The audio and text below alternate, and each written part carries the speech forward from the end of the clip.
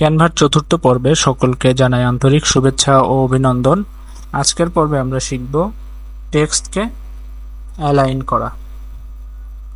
তো এর জন্য আমরা আগের ডিজাইনগুলোকে কেটে দিচ্ছি। তো এখান থেকে কেটে দিলাম। এখন আমরা এখানে টেক্সটে যখন ক্লিক করব বিভিন্ন ধরনের টেক্সটকে আমরা দেখতে পাবো।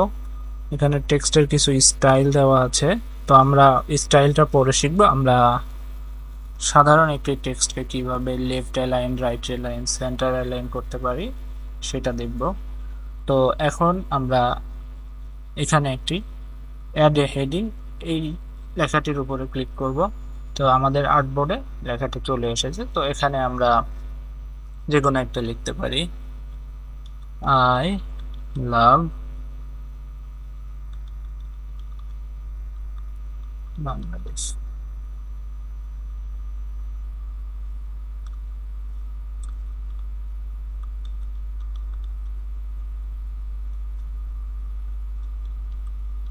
This is my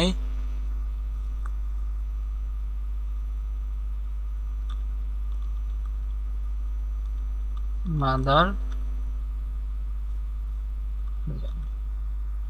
তো এখানে একটি বড় টেক্সট লিখছি, দেখেন এটা হচ্ছে আর্টবোর্ডের ভিতরে সেন্টার অ্যালাইন অটোমেটিক্যালি হয়ে আছে। তো আমরা এটিকে দুইভাবে ছোট করতে পারবো এবং বড় করতে পারবো। আমরা চাইলে এখানে ড্র্যাগ এন্ড ড্রপ করে ছোট করে ফেলতে পারবো, আবার চাইলে আমরা এই মাইনাস বাটনে, ফন্টের মাইনাস বাটনে ক্লিক করে ছোট করে ফেলতে পারবো। তো এখন এটা সেন্টার অ্যালাইন হওয়ার কারণে প্রথমের লাইনটি সেন্টার এবং লেখাগুলো সেন্টারে চলে এসেছে। তো আমরা এই টেক্সটের উপরে ক্লিক করার পরে এখানে অ্যালাইনে যাব। অ্যালাইনে যাওয়ার পরে দেখেন এখন লেফট অ্যালাইন, আবার সেন্টার অ্যালাইন, প্যারাগ্রাফ স্টাইল হয়ে গেল, রাইট অ্যালাইন, সেন্টার অ্যালাইন।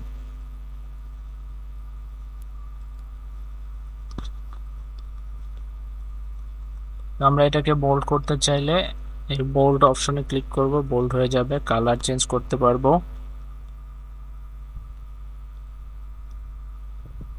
আমরা যদি চাই কাস্টম কালার দিতে পারবো, এখানে কালারটা আরো ডিপ করে দিব।